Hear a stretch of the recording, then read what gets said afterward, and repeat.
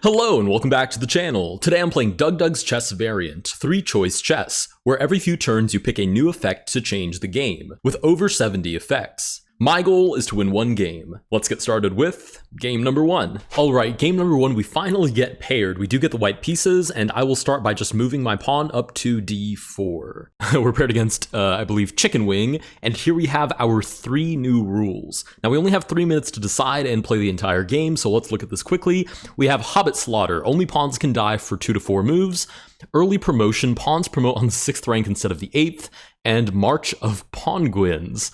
All pawns advance 1 square if empty, no captures. I'm not really sure any of these are particularly advantageous, at least in the early stage of the game, so I'll just pick Early Promotion. Let's continue with Bishop to f4. I'm really just trying to develop my pieces and have a whole bunch of piece activity, so when we do get a rule that is actually influential, we can kick butt using that rule and all of our pieces. We get knight to c6. Let's advance our knight to f3. And now black gets to pick a effect. You can see some of these effects are instant and others only last for a certain number, or rather kick in after a certain number of moves. So we'll see what the opponent goes with here. Okay, they've elected Pawn's Learned Strength. Pawns can push any piece forward by moving into it. Chain reactions propagate. Pieces pushed off the board are removed. Oh, interesting. So I guess they're going to try and push this pawn, which will eventually push into my queen and then remove it altogether. Not really sure I can do much about that. So let's just keep making room to develop our pieces, trying to fianchetto the bishop here. All right, so they do in fact advance the pawn and push our d3 pawn back to d2,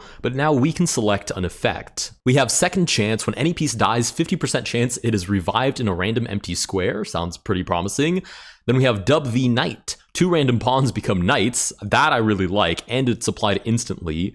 And then we have They Deserved It. 1 random non-king piece is killed. Oh, wait, 100%, let's go with that. Oh, it's eliminated a bishop. I was kind of hoping it'd get rid of that queen. I do suppose the opponent is going to try and push this pawn, kick off our queen, so I am going to move my queen out of the way. All right, they've captured on c2, and Pawn's Learned Strength does in fact expire. I'll go ahead and recapture this pawn on c2. Okay, black now gets to pick an effect. I won't really bother reading through all of them, because at the end of the day, I only have to react to the one that they do actually choose. All right, they select The Enemy is Routed, which instantly forces all pieces to move back 1 square as long as there's space, so the g3 pawn returns to g2 and the queen goes back to c1. And that is a free queen. Don't mind if I do snatch that up. And on the next turn, we'll be able to select yet another effect, so I'm feeling pretty good about this so far. Oh, I've just noticed our d2 pawn has also landed on d1. Okay.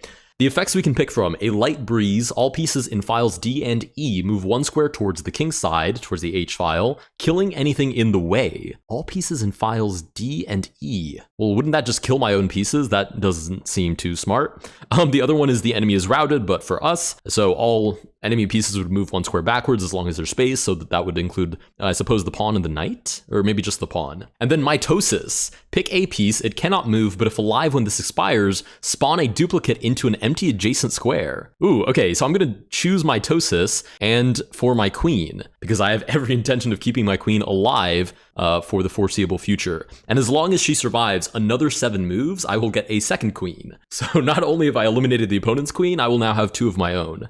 Funny enough, it's taken me until just now to realize that I think this timer resets every single turn, and both sides have 3 minutes for each turn that they play. So there's no overarching timer, there's just 3 minutes for every move. Black is spending a hot second on this move. I have a subliminal feeling they may have abandoned. Yeah. Oh, they reconnected. I guess they had disconnected in the first place. Okay, they long castle. This is also really amusing because as opposed to, say, drawback chess, you do actually know all of these power-ups, I suppose, that the enemy can use. Okay, let's continue with... I still really want to fianchetto my bishop. I'm imagining this bishop on g2 pointing towards that king side and raining a lot of damage down on the enemy pieces. Okay, it's now black's turn to select an effect, and what did they select? Anti-camping. What is this? Are you kidding me? Okay, so we've swapped queens somehow. Wait, let's look into this for a moment. What on earth is this effect? It's applied instantly. I don't actually know what it does because it's not highlighting. What? Wait, how did I lose by checkmate? Play again or quit? No. I've got to see what on earth is going on. Anti-camping. Okay, I guess anti-camping swapped my enemy's queen for my own, which inherently also gave it the mitosis effect, and then put my king in checkmate, so there was no way for me to stop that. Okay, with that, we do actually lose game number 1. Goes to show how quickly this game can switch around. Let's go to move on to game number 2. All right, game number 2, we do actually get the white pieces again, and we are repaired with chicken wing.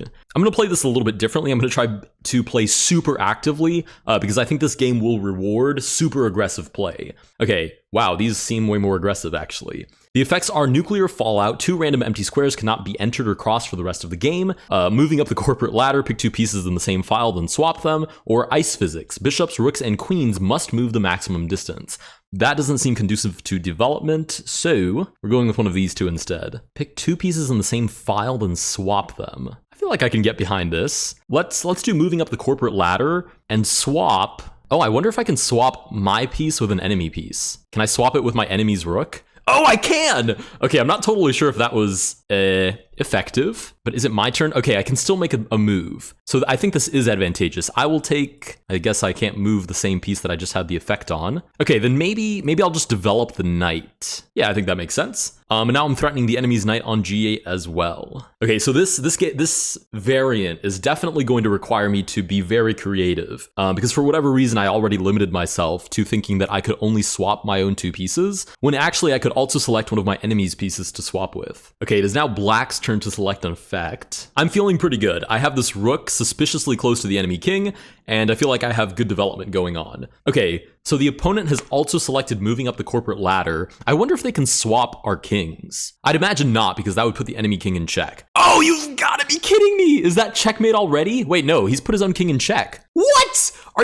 You've gotta be kidding me. Wait, what? Okay, so I suppose they swapped what did they do? They swapped the queen with the bishop? That's absolutely diabolical. Okay, let me enter my name. We have to jump back into it. I need to get this guy at least 1 time. This is no longer about winning 3-choice chess. This is about beating chicken wings once. That's all I need. Okay, we do get paired against shiny rook 9. We get the black pieces. Starts with e4, we'll meet that with e5, and white now gets to select one of these 3 effects. Okay, they've selected Hobbit Battle. Only pawns can be moved. Okay, and this is gonna last for 4 more turns. It's really not the end-all be-all of anything. It is a little bit annoying. I suppose we just use these turns to grab a little bit of extra center space, knowing that the pieces can't be of any influence to our pawn structure. But besides that, I think whatever effect I get next will be more influential. Okay, pawn to g4, and we get to select one. We either have early promotion, Hobbit Slaughter, or Portal 3. Ooh, Portal 3, pick 2 squares. At the end of every turn, those 2 squares swap. So why wouldn't I just select like E1 and, I don't know, C8? I think that makes a lot of sense. C8 and E1.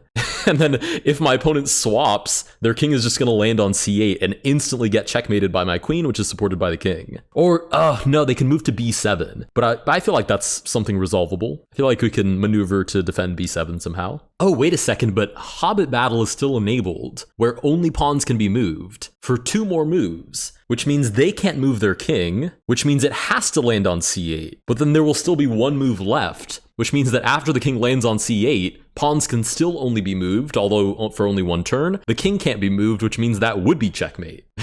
Okay, maybe I did a thing. Maybe this actually works. I mean, they're having a deep think about it. They haven't moved yet. Oh, wait. Oh my goodness, it's my turn. That's so funny. Okay, that's crazy. I thought it was my opponent's turn. Okay, we'll move the pawn up to d5, and the effect does come into play. The king comes down to c8. He can only move pawns for 1 more turn, but at the end of the turn, Hobbit Battle does in fact expire, and the pieces switch back. Okay, what to do about this? Maybe I just develop my queen and put the king in check. White now gets to select a effect, and if they do something that doesn't stop the king from landing on e1 again, then I just win, because the queen would see the king and be putting it in check. I'm not totally sure if they have a way out of this. Oh, I guess the only legal move is king to c7, right? Because if they take on b7, or rather, I suppose they can't take on b7 because the bishop would swap back and still be putting the king in check. And then it would be my turn to make a move. So I think king c7 is the only option. That way, when the bishop swaps back, it's not actually looking at the king. I'd imagine the problem with that is that I can go queen to d8 and then just give check. And it's really not clear how the king ever escapes out of there ever again. Okay, the opponent's now under 20 seconds. They have to select an effect, and I really do believe they only have one legal move, which is king to c7.